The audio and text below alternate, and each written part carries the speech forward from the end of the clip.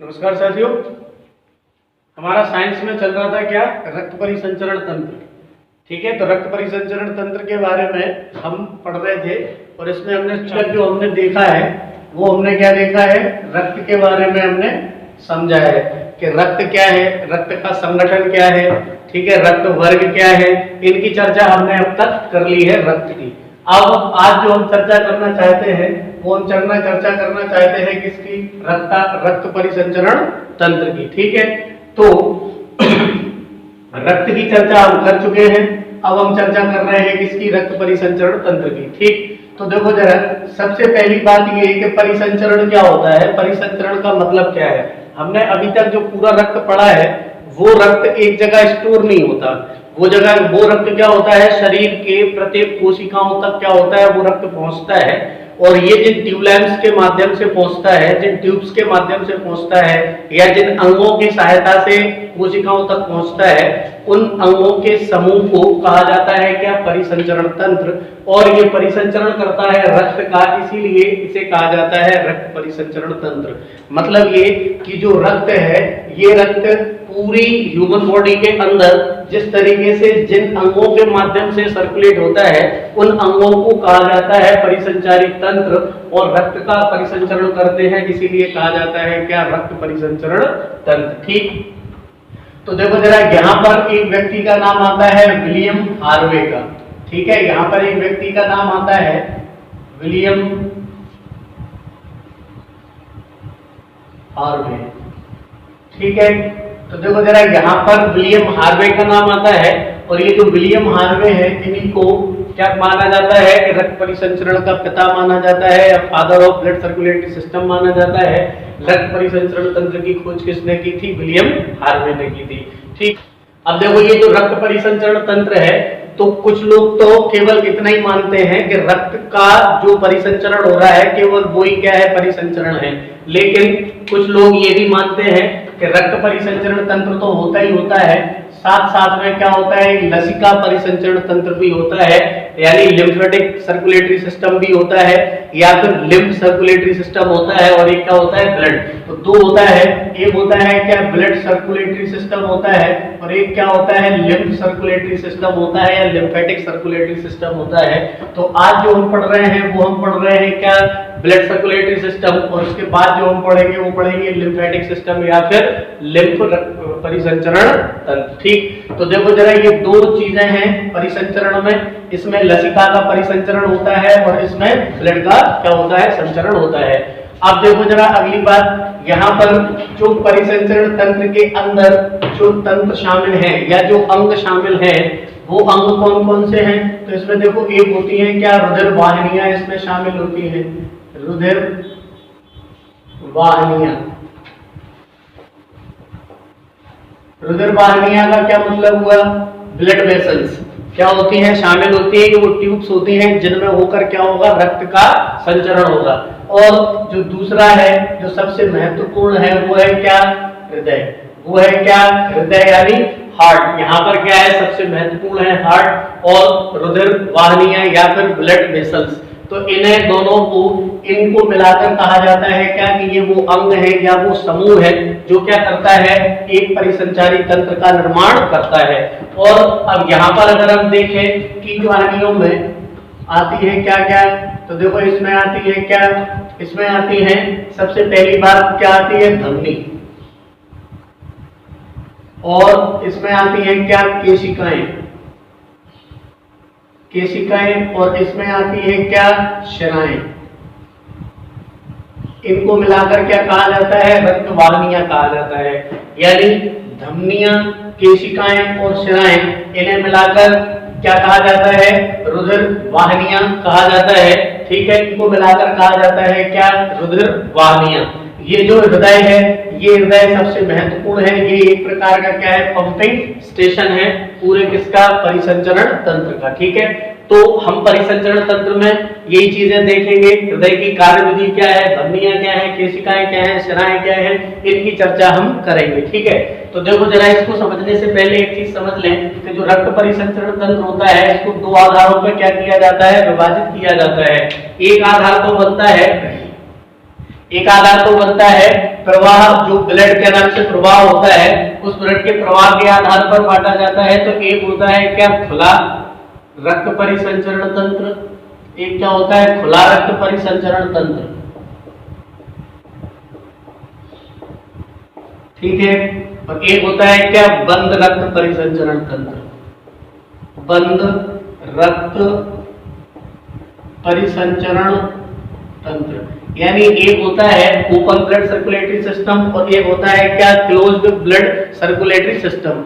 अब खुला और बंद का मतलब क्या है, जो खुला रक्त परिसंचरण तंत्र होता है और जो बंद रक्त परिसंचरण तंत्र होता है, इनमें अंतर इतना है कि जो धमनियां हैं, ठीक है, या फिर जो शिराएं हैं, या फिर हम कहें कि जो ब्लड वेसल्स हैं, इन ब्लड वेसल्स में रक्त प्रवाहित होता है हमारी बॉडी के अंदर, और इन्हीं के माध्यम से जब धमनियां आगे बढ़ती हैं तो धमनियां बढ़ जाती हैं धमनिकाओं में, और धमनिकाएं बढ़ जाती हैं केशिकाओं में, केशिकाएं बढ़ जाती हैं शिरिकाओं में, और कई शिरिकाएं मिलकर क्या बना देती हैं, शिराएं बना देती हैं। तो कहने का मतलब ये कि पूरा जो बॉडी के अंदर जो रक्त प्रवाहित होता है, वो रक्त प्रवाहित जिन ट्यूबलेंस के अंदर होता है, वो हमेशा सतत उसी ट्यूब्स के अंदर क्या होता रहता है, रक्त प्रवाहित होता रहता है इस तरीके से। और यहीं पर क्या होगी, कोशिकाएं होगी, इसी बीच में कोशिकाएं उद्गम होंगे तो उनको भी क्या देता जाएगा, रक्त देता जाएगा, लेकिन अलग से रक्त यहाँ पर स्टोर नहीं होगा कि इस तरीके से यहाँ पर रक्त भर जाए और इसमें क्या हो, कोशिकाएं पड़ी हो और वो अपना इसके संपर्क में रहे, ऐसा नहीं होगा। कहने का मतलब किसी भी स्थिति में धमनियों और शिराओं से बाहर ब्लड नहीं फ्लो होगा, उसे कहा जाता है क्या, बंद रक्त परिसंचरण तंत्र। और जिसमें रुधिर वाहिकाओं के बाहर एक जगह स्टोर हो जाता है, और फिर शरीर के सभी अंग किसी भी प्राणी के अगर संपर्क में रहते हैं डायरेक्ट ब्लड के, उसे कहा जाता है क्या, खुला रक्त परिसंचरण तंत्र। तो बंद रक्त परिसंचरण तंत्र का मतलब क्या है, ऐसा परिसंचरण तंत्र जिसमें रक्त धमनियों और शिराओं के अंदर बहता है, स्पष्ट दिखाई नहीं देता, वो आ जाता है क्या, बंद रक्त परिसंचरण तंत्र। और यदि रक्त अगर बह रहा है और वो रक्त क्या नाम से अगर किसी एक जगह जाके स्टोर हो गया है, हार्ट से निकलकर एक जगह स्टोर हो जाता है और शरीर के सभी ऊतक और कोशिकाएं प्रत्यक्ष रूप से क्या होते हैं, उससे संबंध बनाए रखते हैं, उसे कहा जाता है क्या, खुला रक्त परिसंचरण तंत्र। कहने का मतलब ये कि हमारा रक्त बाहर नहीं दिखता है। जैसे अगर आप यहाँ पर कुछ उदाहरण हैं, जैसे हम खुले रक्त परिसंचरण तंत्र के उदाहरणों को अगर देखें तो इसके अंदर आते हैं क्या, ऑर्थोपोडा, क्या, ऑर्थोपोडा संघ के सभी जीव जंतु आते हैं खाए के अंदर, खुले रक्त परिसंचरण तंत्र के अंदर। इसी के अंदर आता है क्या, मोलस्क का समूह। तो जो मोलस्क का समूह है और जो क्या नाम से आपका ऑर्थोपोडा समूह है, ये ऑर्थोपोडा और मोलस्का संघ के जीवों में जो रक्त पाया जाता है वो कैसा पाया जाता है, खुला रक्त परिसंचरण तंत्र। और बंद रक्त परिसंचरण तंत्र की बात करें तो जो कशेरुकी जंतु होते हैं, कशेरुकी यानी हम लोग, कशेरुकी जंतु होते हैं, स्तनधारी होते हैं, ये कैसे होते हैं, स्तनधारियों में क्या होता है, रक्त कैसा पाया जाता है, बंद रक्त परिसंचरण तंत्र पाया जाता है। तो ये आपको याद रखना है। अगर ये पूछा जाए कि खुला रक्त परिसंचरण तंत्र क्या होता है, तो खुला रक्त परिसंचरण तंत्र क्या होता है और किसमें पाया जाता है, तो जो ऑर्थोपोडांस हैं या मोलस्का हैं, इनमें क्या होता है, खुला रक्त परिसंचरण तंत्र पाया जाता है। ऑर्थोपोडा में आपके क्या आते हैं, सभी इंसेक्टा वर्ग इसके अंतर्गत आता है। और मोलस्का का मतलब क्या होता है, जिनकी चमड़ी मुलायम होती है, जैसे आपका घोंगा है, ऑक्टोपस है, ये सब क्या है आपके मोलस्का के अंतर्गत आने वाले हैं। तो इनमें खुला रक्त परिसंचरण तंत्र है। और सभी कशेरुकियों में कैसा तंत्र पाया जाता है, बंद रक्त परिसंचरण तंत्र पाया जाता है। तो आपको ये बात याद रखना है कि खुला रक्त परिसंचरण तंत्र क्या है और बंद रक्त परिसंचरण तंत्र क्या है। और हम लोग कैसे हैं, हम लोग कशेरुकी हैं और हम लोग क्या हैं, स्तनधारी हैं। इसीलिए हम लोगों में कैसा रक्त परिसंचरण तंत्र होगा, तो बंद रक्त परिसंचरण तंत्र होगा। तो ये तो काय के आधार पर हो गया, प्रवाह के आधार पर, ठीक है। प्रवाह के आधार पर हमने ये क्या कर लिया, रक्त का विभाजन कर लिया, किस तरीके से रक्त क्या होता है, प्रवाहित होता है। तो एक खुले में होता है और एक क्या होता है, बंद में होता है। अब एक अगर रक्त प्रवाह की दिशा के आधार पर देखें, दिशा के आधार पर अगर रक्त का विभाजन करें तो परिसंचरण तंत्र दो तरीके से होता है। एक होता है इकहरा, एक कैसा रक्त परिसंचरण तंत्र होता है, इकहरा रक्त परिसंचरण तंत्र, और एक कैसा होता है, दोहरा रक्त परिसंचरण तंत्र। एक होता है दिशा के आधार पर इकहरा परिसंचरण तंत्र और कैसा होता है दोहरा परिसंचरण तंत्र। अब इकहरा और दोहरा क्या होता है, तो यहाँ पर हम दोहरे को समझेंगे। तो देखो जरा, दोहरे में क्या होता है, दोहरे में दो टाइप का रक्त संचरण तंत्र होता है। एक को कहा जाता है क्या, pulmonary circulatory system,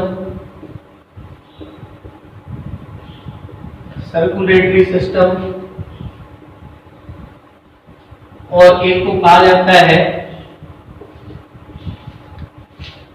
systemic circulatory system. मतलब ये दोनों मिलाकर क्या बनता है, दोहरा रक्त परिसंचरण तंत्र बनता है। यानी जो पल्मोनरी सर्कुलेटरी सिस्टम और सिस्टेमिक सर्कुलेटरी सिस्टम दोनों मिला के बनाते हैं क्या, दोहरा परिसंचरण तंत्र।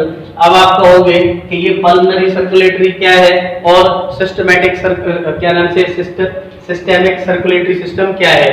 तो देखो जरा, अगर हम इसका पाथ देखें तो पहले जो ब्लड आता है वो ब्लड आता है किसमें, हार्ट में।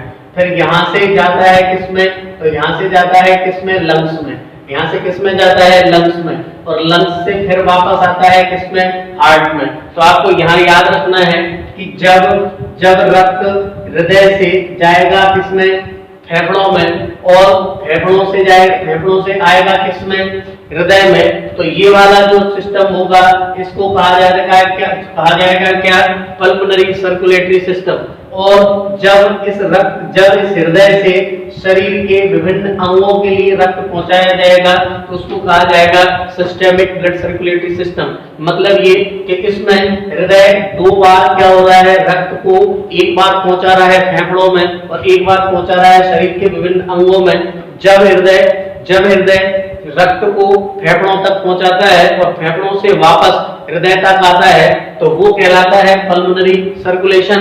और जब हृदय दोबारा पंप करता है और पंप करके फिर शरीर के विभिन्न अंगों तक पहुंचाता है वो कहलाता है क्या, सिस्टेमिक सर्कुलेशन। इसका मतलब ये कि इन दोनों को मिलाकर कहा जाता है क्या, दोहरा परिसंचरण तंत्र।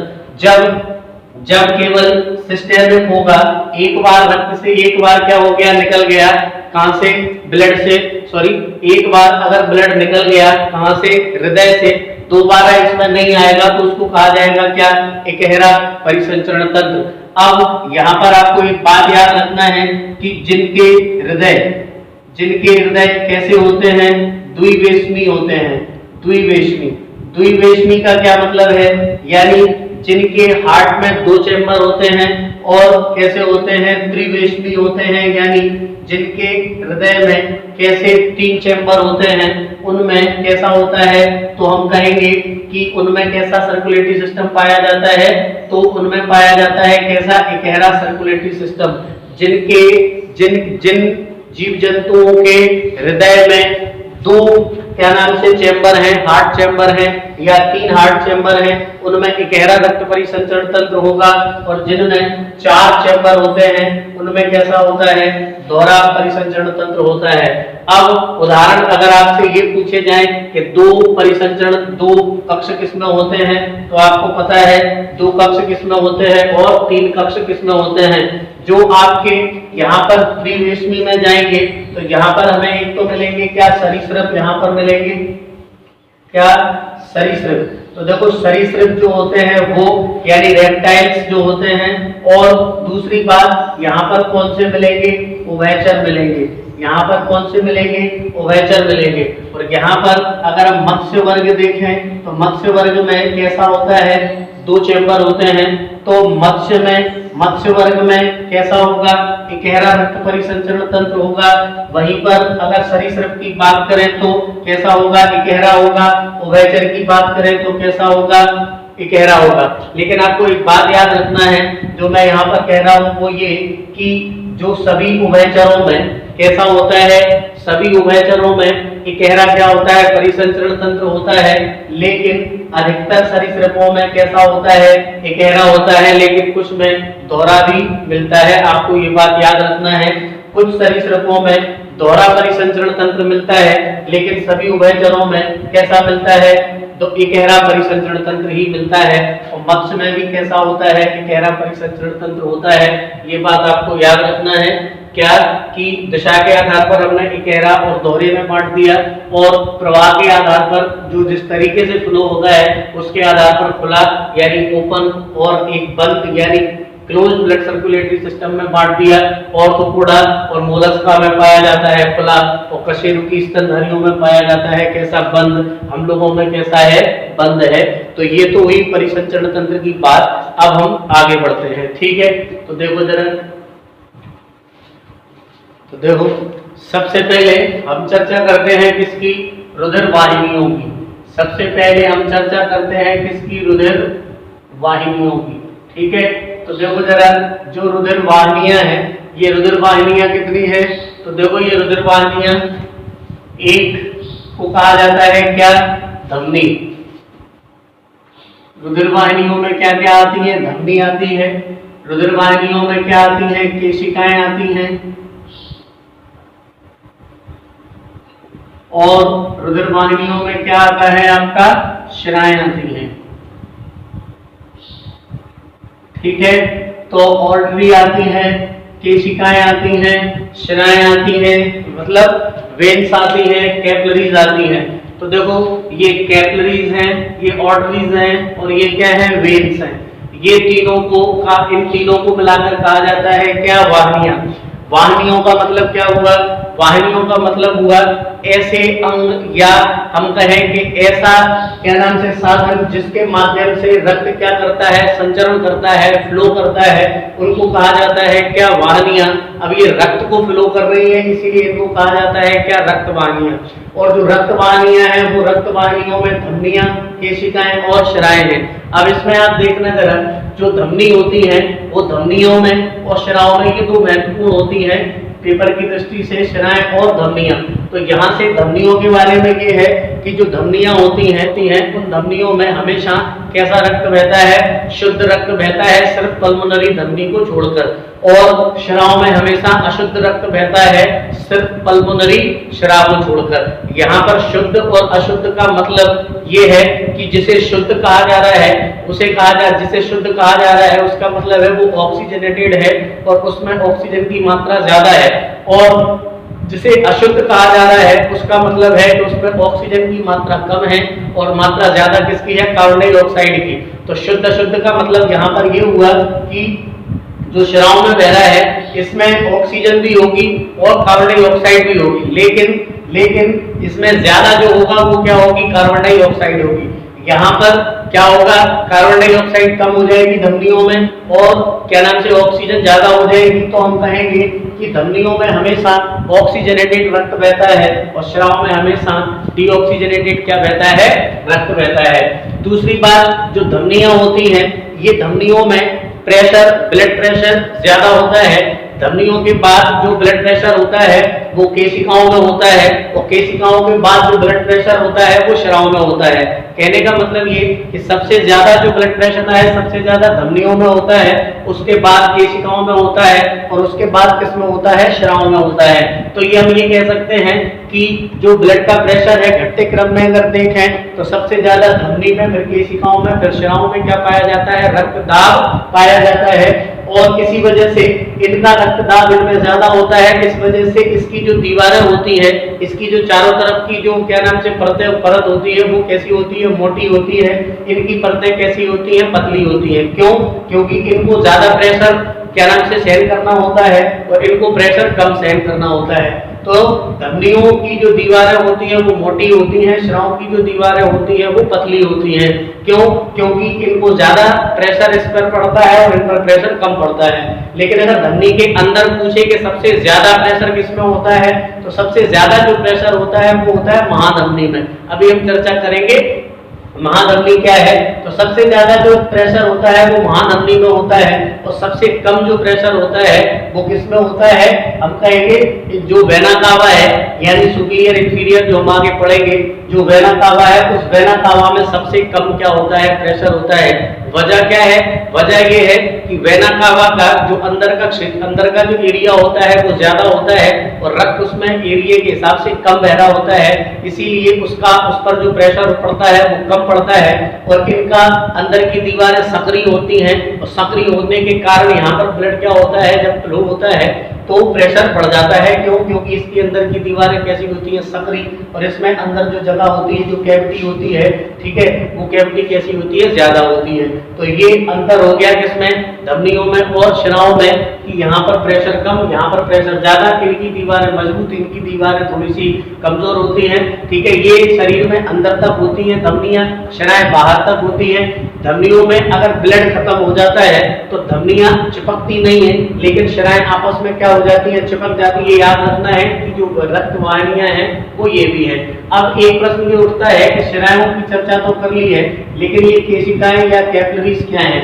तो कैपिलरीज क्या हैं, मतलब धमनी में जब रक्त आता है, मान लो ये अगर धमनी है, ठीक है, तो आप देखो ये अगर धमनी है तो देखो ये धमनी से क्या होगा, ये जब आगे तक जाएगी तो यहाँ मान लो शिरा है, ठीक है, तो यहाँ से ये धमनी है। अब इस धमनी, ये धमनी क्या होगी, आगे जाके और छोटे छोटे किस में बढ़ जाएगी, भागों में बढ़ जाएगी, और छोटे छोटे किस में बढ़ जाएगी, भागों में। तो कुछ इस तरीके से क्या बन जाएगा, एक गुच्छा टाइप का बन जाता है। तो ये यहाँ से लेके यहाँ तक और यहाँ से लेके यहाँ तक की अगर हम चर्चा करें तो ये यहाँ तक तो है क्या, धमनी, यहाँ तक ये क्या है, धमनी है। धमनी का व्यास बड़ा है, जैसे जैसे धमनी का व्यास क्या होता जाएगा, छोटा सकरा होता जाएगा, उस तो बन जाएगी वो क्या, धमनिका। तो क्या बन जाएगी, धमनिका या आर्टरियोल्स बन जाएगी। और फिर धमनिकाएं विभाजित होती हैं किसमें, किसमें, तो धमनिकाएं विभाजित होती हैं केशिकाओं में। केशिकाओं का मतलब कैपिलरीज में। तो ये यहाँ तक ये क्या है, केशिकाएं हैं, ये यहाँ पर क्या है, केशिकाएं हैं। अब ये जो केशिकाएं हैं, धमनी, धमनी के बाद धमनिकाएं, धमनिकाओं के बाद केशिकाएं, केशिकाओं के बाद बनती हैं क्या, शिरिकाएं, ठीक है। ये शिरिकाएं बनेंगी और शिरिकाएं मिलके जब एक जगह मिल जाएंगी तो ये क्या बना देंगी, शिरा बना देंगी। कहने का मतलब ये कि धमनियां, धमनियों से छोटी धमनिकाएं, फिर केशिकाएं, केशिकाओं से छोटी शिरिकाएं, शिरिकाएं से छोटी क्या, शिराएं। तो कहने का मतलब ये, पर यहाँ पर हमें क्या दिख रहा है, यहाँ पर ये जो जाल दिख रहा है, ये जाल है क्या, केशिकाओं का। तो धमनी को हम ऐसा कह सकते हैं कि धमनी शुरू होने के बाद केशिकाओं पे खत्म होती हैं, और जो शिराएं होती हैं वो केशिकाओं से क्या होती हैं, शुरू होती हैं। और हम ये कह सकते हैं कि अगर यहाँ पर हमें कई प्रकार के ऊतक अगर हमें यहाँ पर दिख रहे हैं, तो इन ऊतकों में जो ब्लड साथ में लेकर आ रहा है, या तो हम कहें CO2, या हम बात करें O2, या फिर हम बात करें क्या, पोषक तत्व, जो भी साथ में लेकर आ रहा है वो इन्हीं केशिकाओं के माध्यम से क्या होता है, ऊतकों को प्राप्त होता है। और जिस क्रिया के द्वारा होता है उसे कहा जाता है क्या, विसरण की क्रिया। तो विसरण की क्रिया के माध्यम से केशिकाओं से ऊतकों को क्या मिल जाता है, O2 मिल जाती है, पोषक तत्व मिल जाते हैं, और कोशिका अपना काम करके CO2 को क्या करती है, उत्सर्जित करती है। तो ये इकाई में आ जाता है, श्राव में आ जाता है। तो यहाँ से लेके यहाँ तक जो रक्त था ये ऑक्सीजनेटेड था, और यहाँ से अब रक्त कैसा हो जाएगा, डीऑक्सीजनेटेड हो जाएगा, और ये वापस ले जाके पटक देगा किसमें, हार्ट में। बात आ रही समझ में। तो केशिकाएं एक महत्वपूर्ण क्या होती है, हिस्सा होती हैं। अगर विकल्प में धमनी और शिराएं दे रखी हैं तो कोई बात ही नहीं है, लेकिन अगर केशिकाएं भी दे रखी हैं तो भोज्य पदार्थों का जो आदान प्रदान होता है वो जिसके माध्यम से होता है वो कैपिलरीज ही होती हैं। तो ये कैपिलरीज के माध्यम से क्या होता है, भोज्य पदार्थों का आदान प्रदान होता है। और ये कैपिलरीज क्या होती है, तो हम कहेंगे कि धमनी बिल्कुल महीन क्या नाम से ट्यूबलाइंस होती हैं, जिनमें धमनी के बाद धमनिकाएं, धमनिकाएं के बाद क्या बनती है, केशिकाएं या कैपिलरीज बनती हैं। तो इन्हें कहा जाता है क्या, वाहिनियां। इन्हें क्या कहा जाता है, वाहिनियां। ये है क्या, रक्त वाहिनियां। अब हम आगे चर्चा करते हैं, क्या नाम से आपका क्या है, हृदय। अगर हृदय काम करना बंद कर देगा तो आपका समझ लो कि ये आपका टिल्लू पंप है। अगर ये काम नहीं करेगा तो आपके लिए जगहों में पानी आने वाला नहीं है। तो कहने का मतलब ये कि ये एक प्रकार का क्या है, पंप जैसा काम करता है, और अगर ये खराब हो गया तो चीजें सारी खत्म। ठीक है, तो हृदय शरीर के महत्वपूर्ण भागों में से एक है, हार्ट। ठीक है, अब हम इसकी चर्चा करेंगे और इसकी कार्यविधि देखेंगे। ठीक है, तो देखो जरा पहले इसकी बेसिक सी बातें हैं कि जो हृदय होता है, ये हृदय का जो निर्माण होता है, या फिर ये कहें कि इस हृदय का जो विकास होता है, वो विकास कैसे होता है? भ्रूण की मेसोडर्म से। भ्रूण की कैसे होता है? मेसोडर्म से इसका क्या होता है? विकास होता है। इसकी स्थिति देखें कि ये कहां पर क्या होता है? स्थित होता है। तो हम देखेंगे कि ये स्थित होता है किसके? फेफड़ों के बीच में। ये स्थित कहां होता है? फेफड़ों के मध्य में स्थित होता है। ठीक है, तो यहां पर ये कह सकते हैं। अगला हम कहेंगे कि ये डायफ्राम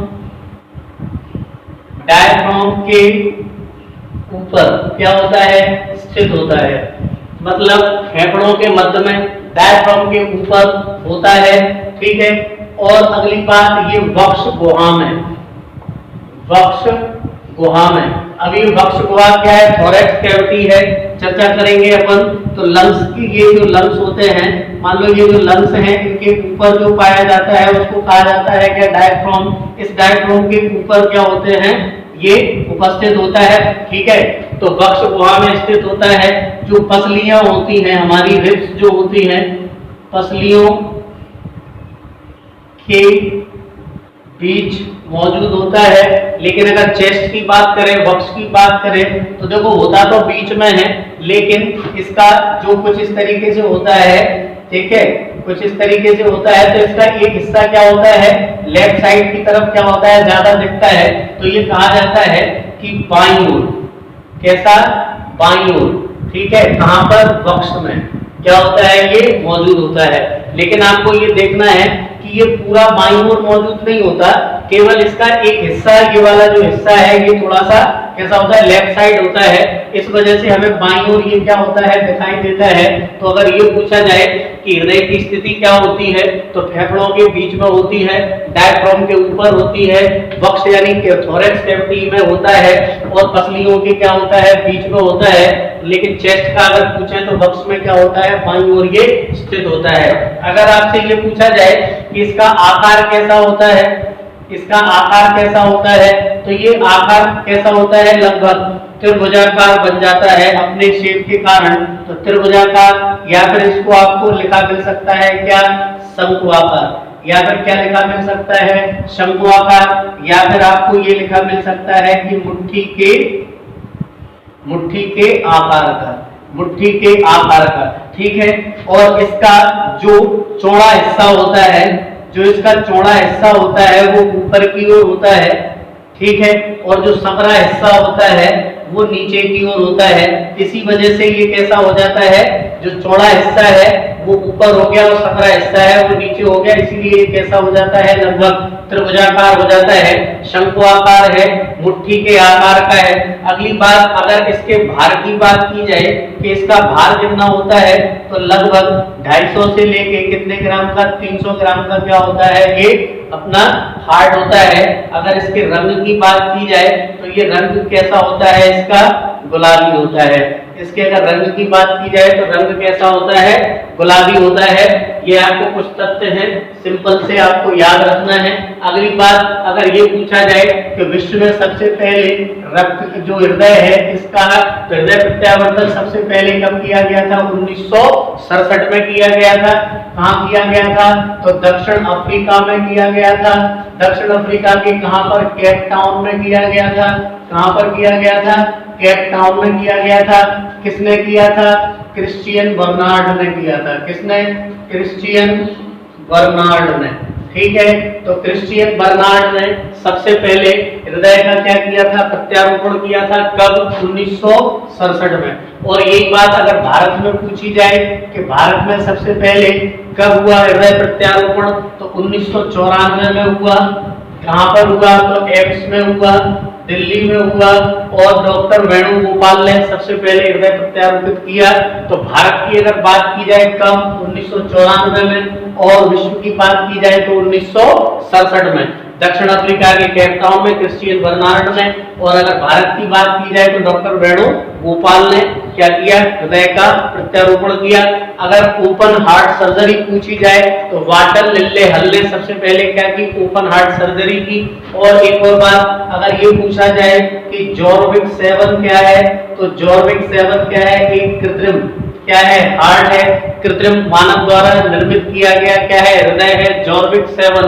तो ये कुछ फैक्ट हैं काय को लेकर, हृदय को लेकर, कि हृदय कहाँ मौजूद है, हृदय का रंग कैसा है, हृदय का निर्माण किससे होता है, हृदय का भार क्या है, ठीक है, और हृदय की पहली सर्जरी कहाँ हुई थी, ठीक। तो ये सारी चीजें हमें यहाँ से फैक्ट के रूप में हमने देख ली हैं। और हृदय को शरीर का पंपिंग स्टेशन कहा जाता है। और हाँ, एक बात और, हृदय जो निर्मित होता है वो निर्मित होता है कैसे, हृदय पेशियों से, कैसे, हृदय पेशियों से। हृदय पेशियों का क्या मतलब है, हृदय पेशियों का मतलब है कार्डियक मसल्स से क्या होता है, हार्ट का निर्माण होता है। मानव शरीर में 3 प्रकार की पेशियां, जब हम मस्कुलर टिश्यूज पढ़ेंगे वहां पे देखेंगे तो मानव शरीर में 3 प्रकार की पेशियां होती हैं। एक पेशियां होती हैं कैसी, रेखित पेशियां, एक होती है कैसी, अरेखित पेशियां, कैसी, अरेखित पेशियां, और एक होती है कैसी, हृदय पेशियां। यानी ये स्केलेटेड होती हैं, कौन सी, रेखित पेशियां, ये ऐच्छिक पेशियां भी कही जाती हैं। अरेखित पेशियां कैसी होती हैं, अनैच्छिक होती हैं। और जो हृदय पेशियां हैं ये पूर्णतः कैसी होती हैं, अनैच्छिक होती हैं, और इन्हें कार्डियक मसल्स कहा जाता है। तो इसका जो निर्माण होता है हृदय का, वो इन्हीं पेशियों के माध्यम से होता है, कार्डियक मसल्स के द्वारा होता है। तो अगर पूछा जाए कि हृदय का निर्माण कैसे होता है, तो हृदय पेशियों से होता है। मानव शरीर में 3 पेशियां हैं, रेखित, अरेखित और हृदय पेशियां, इनको कार्डियक मसल्स कहा जाता है। इनसे क्या होता है, हृदय का निर्माण होता है, ठीक है। अब ये तो हमने बात कर ली किसकी, हृदय की, केवल फैक्चुअल बात कर ली। अब हम पढ़ेंगे हृदय की कार्यविधि, कि हृदय किस तरीके से क्या करता है, काम करता है, ठीक है। तो देखो जरा, मैं कोशिश कर रहा हूं हृदय को बनाने की, ठीक है, चित्र थोड़ा सा गड़बड़ बन सकता है। तो देखो जरा, टूटा फूटा बना पाया है अपन ने, बस आप समझ लेना भावनाओं को। तो देखो जरा, यहाँ पर ये है क्या, मानव का हृदय। अब देखो इसमें आपको सबसे पहली बात, ये पार्ट को देखें अगर, तो देखो ये बाहरी जो ये दिख रहा है आवरण, मतलब ये मानव का हृदय है। जो हमने देखा कि इतना भार है, ऐसा आकार है, ये है, वो है, और जो जो चीजें हैं वो सारी चीजें ये हैं। अब इसमें है क्या, इसका जो बाहरी आवरण है ये, जिसमें ये क्या रहता है, अंदर सुरक्षित रहता है, उसको कहा जाता है क्या, पेरिकार्डियम। उसको क्या कहा जाता है, पेरिकार्डियम, ठीक। तो पेरिकार्डियम क्या है, जिसमें ये क्या है, सुरक्षित है, और इसके अंदर भरा रहता है क्या, एक लिक्विड फ्लूइड, ठीक है। ये क्या भरा होता है, लिक्विड भरा होता है, उसको कहा जाता है पेरिकार्डियल फ्लूइड। क्या कहा जाता है, पेरिकार्डियल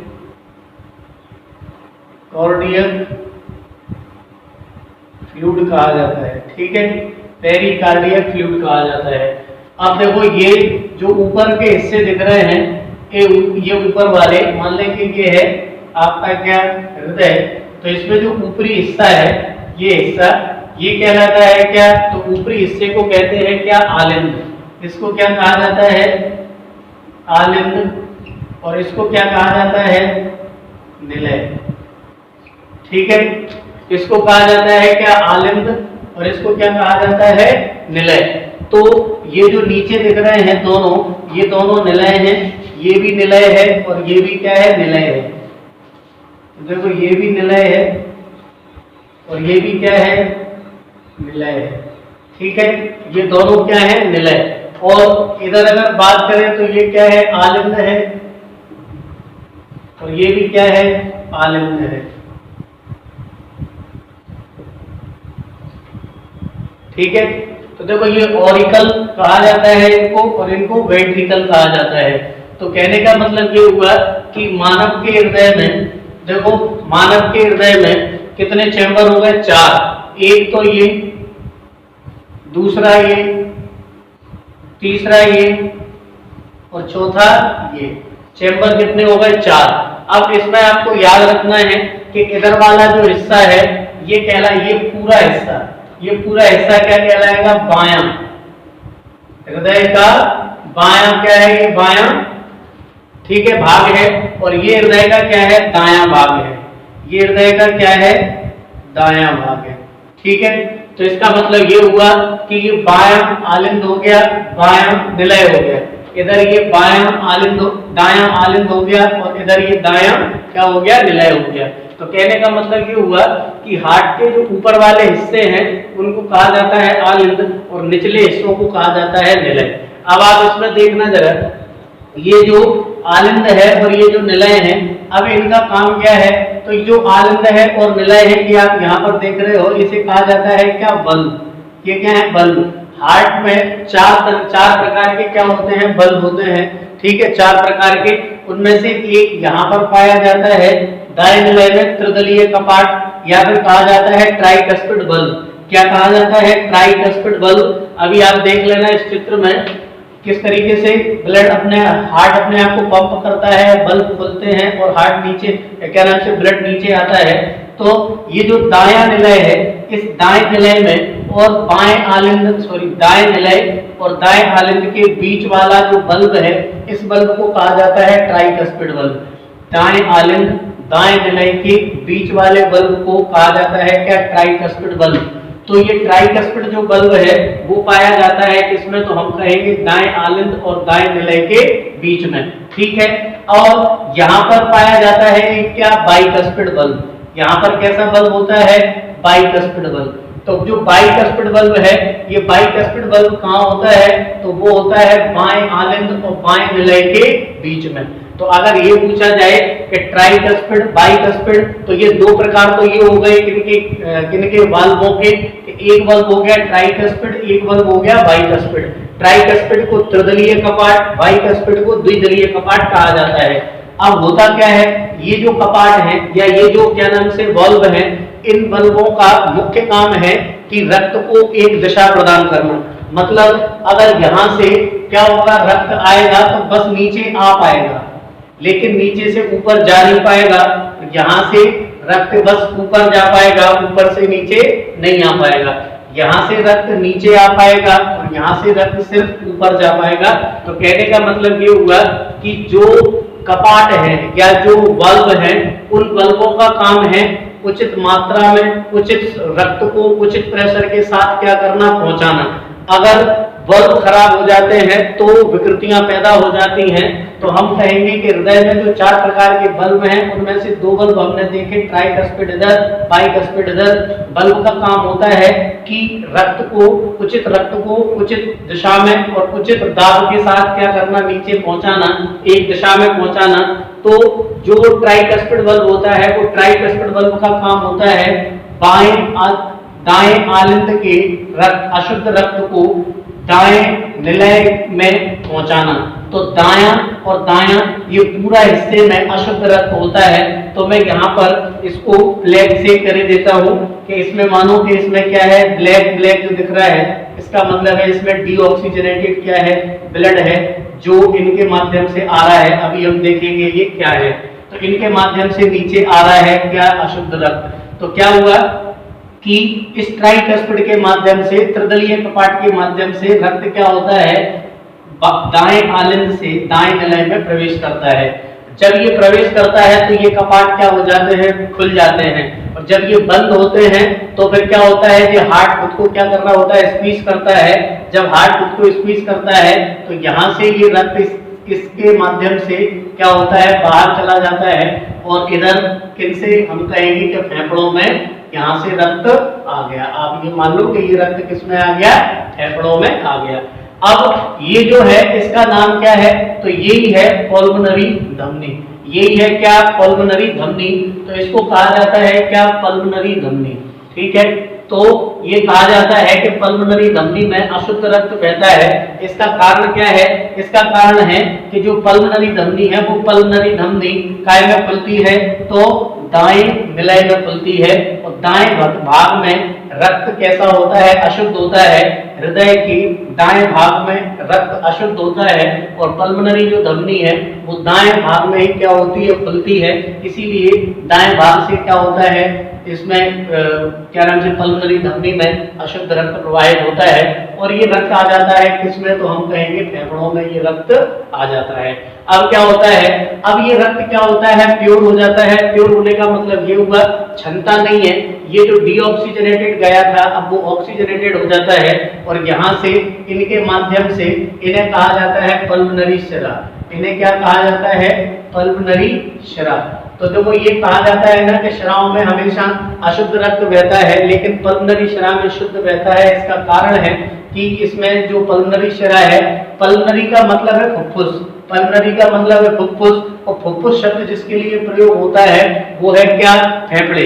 तो कहने का मतलब ये कि जब पल्मोनरी धमनी बोला गया तो ये फुफ्फुस से जुड़ी है, लंग्स से जुड़ी है, फेफड़ों से जुड़ी है और इधर पल्मोनरी शिरा बोला गया इसका मतलब ये फुफ्फुस से जुड़ी है, कैसे फेफड़ों से जुड़ी है ये शिराएं। तो इन शिराओं से होकर रक्त जो नीचे आता है वो होता है कैसा, शुद्ध, जिसको मैं रेड कलर से कर रहा हूं तो ये कैसा होता है, शुद्ध होता है और ये शुद्ध रक्त आ जाता है पहले किसमें आता है, बाएं आलिंद में। बाएं आलिंद से बाइकस्पिड बल्ब के माध्यम से, बाइकस्पिड बल्ब के माध्यम से आ जाता है किसमें, बाएं निलय में। अब बाएं निलय से ये रक्त काय के माध्यम से, ये देखो ये आपको दिख रही है महाधमनी, इसके माध्यम से क्या होता है, रक्त शरीर के ऊपरी हिस्सों में और निचले हिस्सों में पहुंचा दिया जाता है और इस तरीके से क्या होता है, पूरे शरीर में रक्त का परिसंचरण होता रहता है। अब आप देखोगे, लेकिन अब इसको हमें इसमें कुछ शब्दावलियां हैं जो हमें याद रखना है कि कहा जाता है कि हृदय जो है, हृदय, इस हृदय की जो पहली ध्वनि होती है वो कौन सी होती है, तो लव, और दूसरी जो ध्वनि होती है वो कौन सी होती है, डव। ठीक है, तो लव डब की आवाज सुनाई देती है। अब ये लव डब क्या है, लव डब का मतलब है जब ये वाले बल्ब क्या होते हैं, ये वाले मतलब ट्राइकस्पिड और बाइकस्पिड बल्ब, ये दोनों जब बंद होते हैं तब आवाज आती है, वो कौन सी होती है, लव आवाज होती है।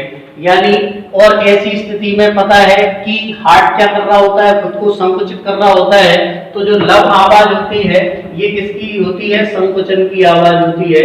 इसमें क्या होता है, हार्ट खुद को क्या कर रहा होता है, संकुचित कर रहा होता है, तो संकुचन करने की आवाज होती है लव, पहली आवाज होती है लव। और इसमें क्या होता है कि ट्राइकस्पिड और बाइकस्पिड दोनों बल्बों के बंद होने की आवाज है, उसे कहा जाता है लव। और जो डब है, ये डब क्या है, ये डब वो है जब स्थिति होती है किसकी, शिथिलन की, जब स्थिति होती है किसकी, शिथिलन की, तब ये वाले जो अर्धचंद्राकार सेमी ल्यूनर जो बल्ब है ये बल्ब बंद होते हैं, तब आवाज आती है किसकी, डब की। तो ये डब दूसरी आवाज है, लव पहली आवाज है, ये संकुचन की आवाज है और ये क्या है, शिथिलन की आवाज है। ठीक है, तो इसको क्या होती है, इसे क्या कहा जाता है, ध्वनि। और इस ध्वनि को जिससे सुनते हैं, यानी हृदय की धड़कन को जिससे सुना जाता है, उस उपकरण का नाम है क्या, स्टेथोस्कोप।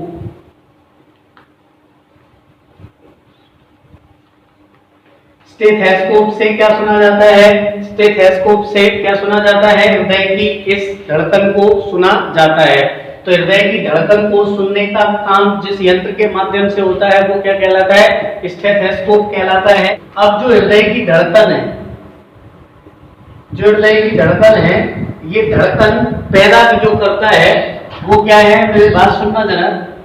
हृदय के दाएं भाग में, दाएं आलिंद में एक क्या होती है, संरचना होती है जिसको साइनो ऑरिकल नोड कहते हैं।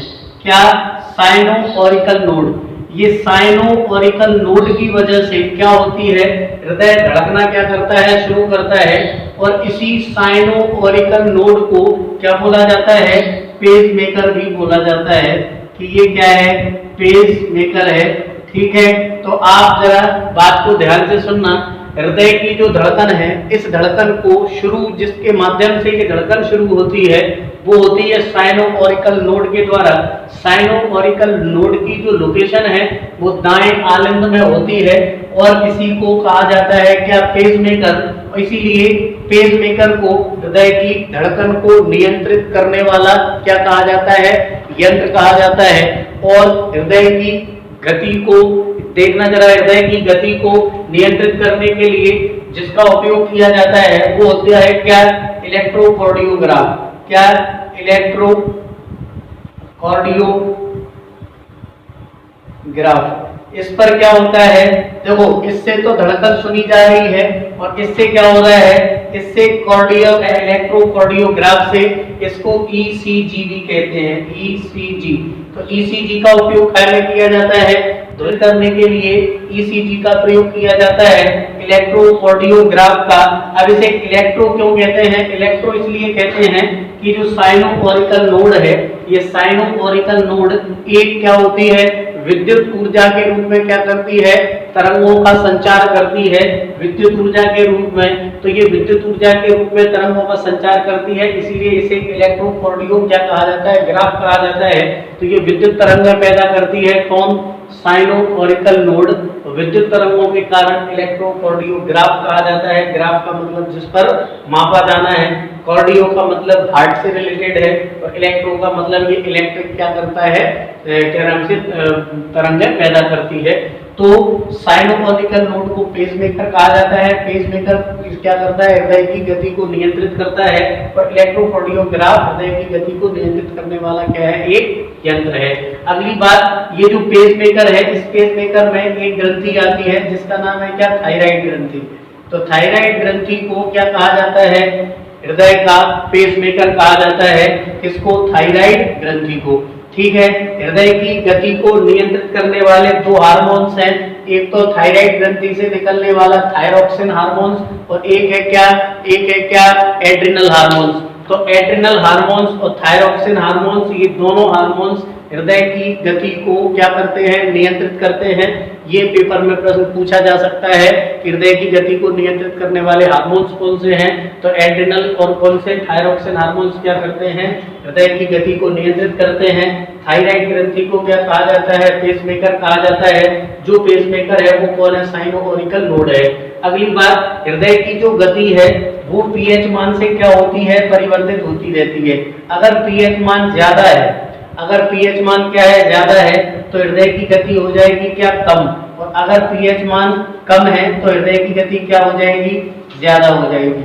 बात आ रही है समझ में, मतलब अब देखो पीएच मान कम का मतलब क्या हुआ, अम्लीय। पीएच मान कम का मतलब हुआ अम्लीयता, ज्यादा का मतलब हुआ क्या, क्षारीयता। मतलब अगर बॉडी के अंदर क्षारीयता ज्यादा हो जाएगी, बढ़ जाएगी, तो वो क्या कर देगी, हृदय की गति को क्या कर देगी, कम कर देगी। और अगर अगर अगर क्या हो जाएगा, अम्लीयता बढ़ जाएगी, तो वो हृदय की गति को क्या कर देगी, बढ़ा देगी। तो कहने का मतलब ये कि अम्लीयता हृदय की गति को बढ़ाती है, क्षारीयता हृदय की गति को कम करती है। जब CO2 की बात आती है तो CO2 क्या करती है, CO2 ये करती है कि CO2 अम्लीयता को बढ़ा देती है, क्षारीयता को कम कर देती है। इसीलिए क्या होती है, इसीलिए CO2 की अधिक मात्रा क्या कर देती है, हृदय की गति को बढ़ा देती है। या फिर हम ये देखें कि ये जो हृदय है, हृदय तेजी से कब धड़कने लगता है, जब अम्लीयता बढ़ जाती है। अम्लीयता कब बढ़ जाती है, जब हम शारीरिक क्या नाम से वर्कआउट कर रहे हो, ठीक है, फिजिकली वर्कआउट कर रहे हो, दौड़ रहे हो, शारीरिक वर्कआउट कर रहे हो, तो क्या होता है, हमारे शरीर को अधिक ऊर्जा की जरूरत होती है कोशिकाओं को। तो कोशिकाएं ज्यादा मात्रा में रिलीज करती है क्या, CO2, और उन्हें ज्यादा से ज्यादा क्या चाहिए, ऑक्सीजन चाहिए। तो इस वजह से क्या होता है, शरीर के अंदर अम्लीयता बढ़ जाती है। और ये तो हमें पता है कि लैक्टिक शरीर के अंदर क्या करता है, थकान पैदा करता है। तो जब अम्लीयता बढ़ जाती है तो क्या हो जाता है, रक्त की क्या नाम से गति क्या हो जाती है, बढ़ जाती है। ये हृदय का धड़कना सामान्य मनुष्य में कितनी बार होता है, तो 1 मिनट में 72 बार होता है। और अगर ये पूछा जाए कि क्या नाम से बच्चों में कितनी बार होता है, तो बालकों में ये कितनी बार होता है, 150 बार लगभग। जो शिशु होते हैं, नवजात होते हैं, उनमें 1 मिनट में 150 बार लगभग ये क्या होता है, हृदय धड़कता है। और यही अगर एथलीट्स में देखेंगे तो और स्पीड बढ़ जाती है। कारण है क्या, शरीर को क्या चाहिए, ऊर्जा चाहिए, या कोशिकाओं को ऊर्जा चाहिए। इस वजह से क्या होता है, हृदय की धड़कनें बढ़ जाती हैं। हृदय की गति को क्या करते हैं, प्रभावित करते हैं तो हृदय का अगर ये पूछा जाए कि धड़कन कैसे मापी जाती है और ये किस तरीके से, तो ये मैंने बता दिया कि साइनोमोनिकल नोट से ऐसा होता है। अब ये जो दो चीजें हैं इनको कहा जाता है क्या, ये क्या है, शिराएं हैं। ये दो शिराएं हैं, ये शिराएं आप देख रहे हो, ये शिराएं आलिंद में है, ऊपरी आलिंद में। तो नीचे से जाने वाली जो शिरा है इसको कहा जाता है इंफीरियर वेना कावा और इसको कहा जाता है क्या, सुपीरियर वेना कावा। मतलब जो इंफीरियर और सुपीरियर जो वेना कावा है या फिर जो महाशिराएं हैं, इन महाशिराओं का काम होता है शरीर से अशुद्ध रक्त को लाकर काय में रखना, आलिंद में रखना। तो ये आलिंद में लाती हैं शिराएं। जो निचले हिस्से से रक्त आता है वो आता है इंफीरियर वेना कावा से, और जो ऊपरी बॉडी से अशुद्ध रक्त आता है वो आता है सुपीरियर वेना कावा से। तो जो सुपीरियर और इंफीरियर ये दोनों जो वेना कावास हैं, ये दोनों वेना कावा काय में होती हैं, तो हम कहेंगे दाएं आलिंद में होती हैं।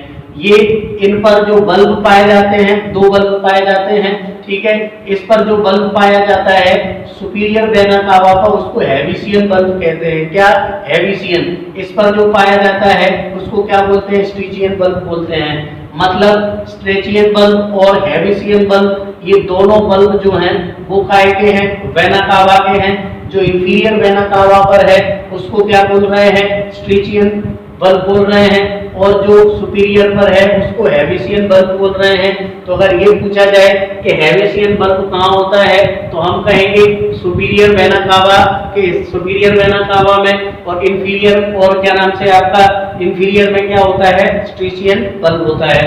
आपको एक बात याद रखना है कि बल्ब शिराओं में होते हैं, धमनियों में बल्ब नहीं होते। ये बात याद रखना है कि शिराओं में बल्ब होते हैं, धमनियों में बल्ब नहीं होते। तो ये आपकी क्या है, इंफीरियर वेना कावा, ये है क्या, सुपीरियर वेना कावा। अब जब क्या होता है, जब हार्ट खुद को एक्सक्यूज क्या नाम से संकुचित करता है तो इसको बोला जाता है सिस्टोल, और जब खुद को खोलता है तो बोला जाता है डायस्टोल। जब ये सिस्टोल होता है तो यहाँ पर क्या होता है, प्रेशर बढ़ जाता है। मतलब ये कि जब हृदय खुद को संकुचित करता है उसको कहा जाता है क्या होना, सिस्टोल। उसे क्या कहा जाता है, सिस्टोल। और जब हृदय खुद को शिथिल करता है, या फिर हम यहाँ पर लिखते हैं क्या कि इसको कहा जाता है सिस्टोल। जब हार्ट क्या हो रहा है, हार्ट जब क्या करेगा, खुद का संकुचन करेगा तो क्या होगा, सिस्टोल। और जब हार्ट खुद का शिथिलन करेगा तो यहाँ पर क्या होगा, डायस्टोल। तो डायस्टोल का मतलब है शिथिलन, सिस्टोल का मतलब है संकुचन। तो जो सिस्टोल और डायस्टोल को मिलाकर कहा जाता है ब्लड प्रेशर, दोनों को मिलाकर। सिस्टोल का जो ब्लड प्रेशर होता है वो होता है क्या, जब ब्लड खुद को जब हृदय खुद को संकुचित कर रहा है तो वहां पर क्या हो जाता है, 120 के लगभग ये रक्तदाब पहुंच जाता है, और जब शिथिलन की स्थिति में आता है तो 80 पहुंच जाता है। इसीलिए और जो पहला जो प्रेशर क्रिएट होता है वो सिस्टोल से होता है, डायस्टोल से क्या होता है, क्या नाम से, ब्लड नीचे की ओर आता है। तो कहने का मतलब जब ये खुद को क्या करेगा, स्क्वीज करेगा, ब्लड जब नीचे आ रहा है, जब ब्लड जब नीचे आ रहा है तो ये क्या हो रहा होगा, खुद को शिथिल कर रहा होगा, और खुद को जब क्या करेगा, स्क्वीज करेगा, तो ये क्या हो जाएंगे, बंद हो जाएंगे। तो लंबडप की बात तो समझ आ गई। अब सिस्टोल डायस्टोल का मतलब होता है जब रक्त ऊपर चढ़ रहा है तो सिस्टोलिक हो रहा है, रक्त का ऊपर चढ़ना क्या कहलाएगा, सिस्टोल, और जब ये नीचे आएगा तो क्या कहलाएगा, डायस्टोल। तो ये जो रक्त जब ऊपर जाता है तो ये धमनी पर क्या बनाता है, दाब बनाता है। इसीलिए मैंने कहा था कि धमनी में क्या होता है, प्रेशर ज्यादा होता है।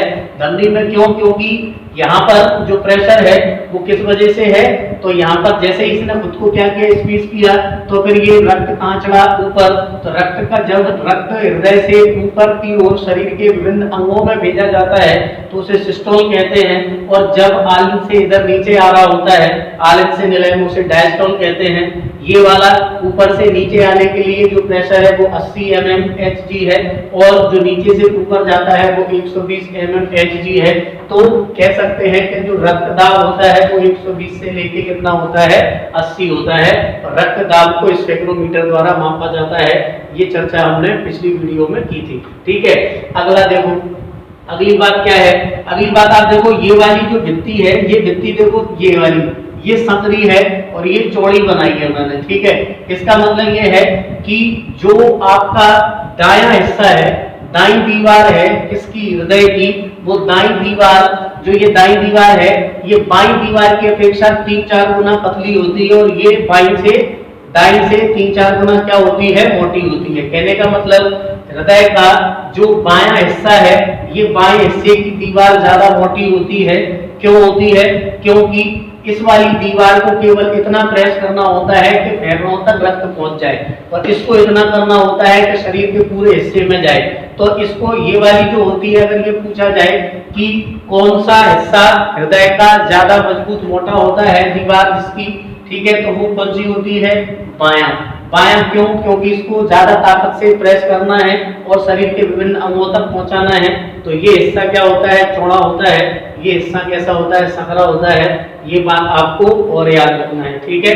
तो आपको ये मैंने सारी चीजें बता दी, ठीक है। अब सिस्टोल डायस्टोल क्या है, किस तरीके से, कहाँ है, किस तरीके से ये कार्यविधि है किसकी, हृदय की, ये आपका पूरा अब क्या हो गया, ब्लड सर्कुलेटरी सिस्टम आपका कंप्लीट हुआ, ठीक है। अब कंप्लीट हुआ, अब हम किसी नए तंत्र के साथ मिलेंगे, तब तक के लिए